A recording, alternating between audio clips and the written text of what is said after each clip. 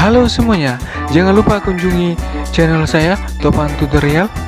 Setelah itu lihat-lihat, ada begitu banyak video yang cukup bermanfaat untuk kita nonton. Setelah itu klik salah satu videonya. Jika Anda sudah mengklik salah satu videonya, silakan dinonton hingga akhir.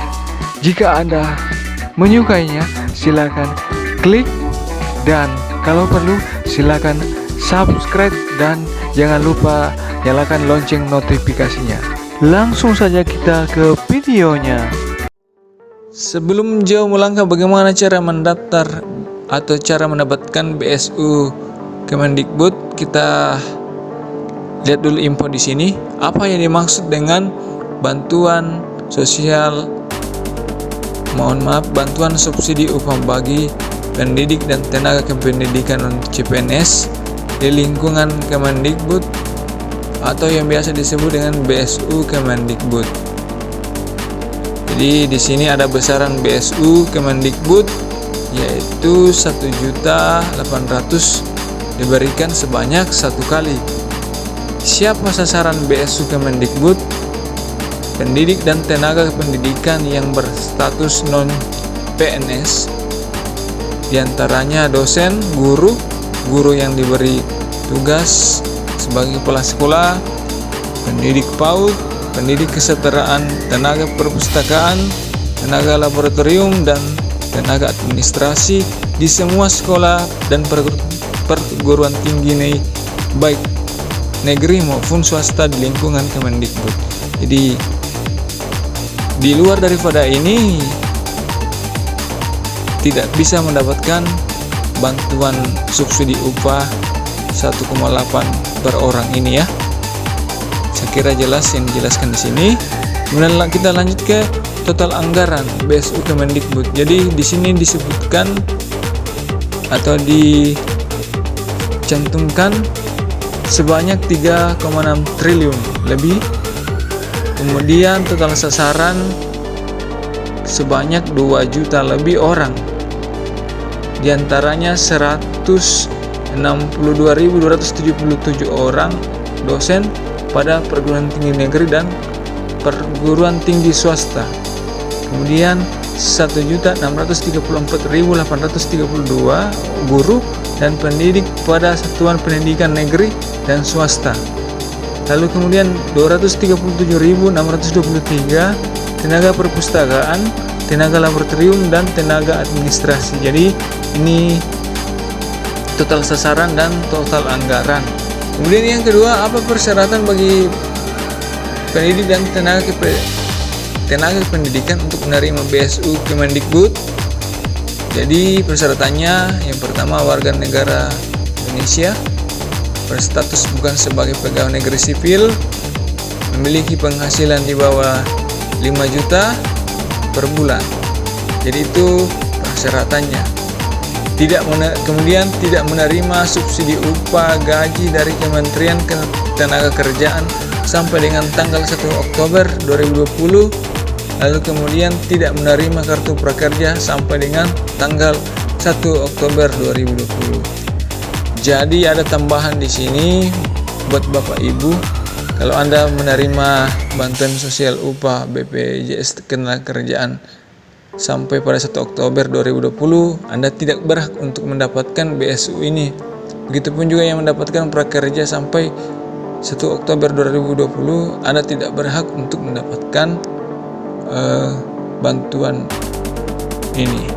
Jadi sekira jelas ini yang poin kedua. Kemudian yang ketiga, bagaimana mekanisme pencarian BSU Kemendikbud?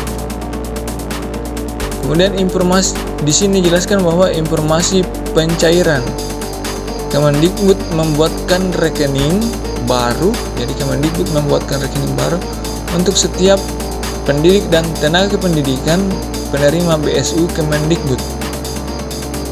Bantuan disalurkan secara bertahap sampai akhir November 2020. PTK mengakses info GTK di info.gtk.kemendikbud.go.id atau pangkalan data dikti di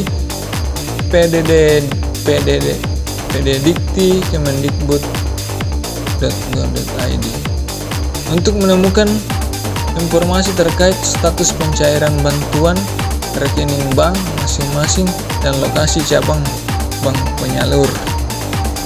Kemudian di sini juga disebutkan PTK menyiapkan dokumen persyaratan BSU.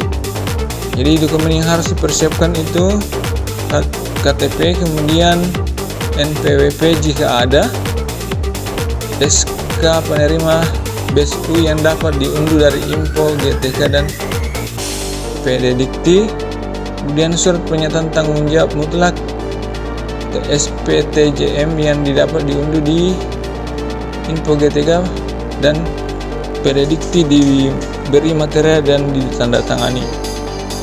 Jadi ini bisa diperhatikan Bapak Ibu, dokumen yang harus disiapkan. Kemudian ketika mendatangi bank penyalur untuk melakukan aktivasi rekening dan menerima BSU, PTK membawa dokumen yang dipersyaratkan dan menunjukkan ke petugas bank penyalur untuk diperiksa. Ketika diberi waktu untuk mengaktifkan rekening hingga tanggal 30 Juni 2021. Jadi masih panjang. Kemudian bagaimana pertanyaan-pertanyaan yang muncul nanti? Silakan ada sesi tanya jawab antara langsung dengan Menteri Kemendikbud. Pertanyaannya, bagaimana kriteria, syarat, dan mekanisme penyaluran bantuannya? Apakah untuk semua guru swasta dan guru honorer tanpa terkecuali? Karena ada juga guru swasta terutama di sekolah-sekolah elit yang tidak ada masalah dengan penghasilan mereka. Silakan, saya berikan kesempatan untuk Pak Menteri terlebih dahulu. Terima kasih. Seperti yang saya sebut tadi, kriterianya itu sangat jelas bahwa dia itu guru non-PNS yang punya penghasilan di bawah 5 juta rupiah. Berarti pertanyaan ini mengenai bagaimana sekolah-sekolah elit yang gurunya dibayar besar. Kalau mereka dibayar di atas 5 juta, mereka tidak boleh menerima bantuan upah ini. Dan semua guru swasta dan guru honorer non PNS yang di bawah 5 juta itu bisa menerima. Jadi ditentukan ini bukan hanya guru honorer di sekolah negeri. Ini adalah untuk semua guru non PNS yang ada di Indonesia di saat ini. Jadi benar-benar demokratis dan merata dan adil, dan bagi yang sudah mencukupi tidak boleh mendapatkan. Berikan kesempatan juga untuk Pak Sesjen, mungkin ada yang mau ditambahkan? Sudah cukup, Mbak. Hanya mungkin beberapa butir saja, bahwa mereka tidak menerima bantuan dari Kementerian Ketenagakerjaan sampai dengan 1 Oktober. Dan juga tidak ikut program kerja. Baik, itu adalah kriteria dan syarat dan mekanisme penyaluran bantuannya. Oke, dan untuk pertanyaan kedua, ini datang dari Harian Muda. Pertanyaannya, berapa total anggaran dan berapa pendidik dan tenaga pendidik yang disasar? Silakan. Mungkin dari Pak Nadiem, silakan. Baik, ini adalah sekali lagi hasil perjuangan kami di Kemendikbud, Komisi 10, tapi juga dengan hasil perjuangan dari Menek BUMN dan juga Kemenq.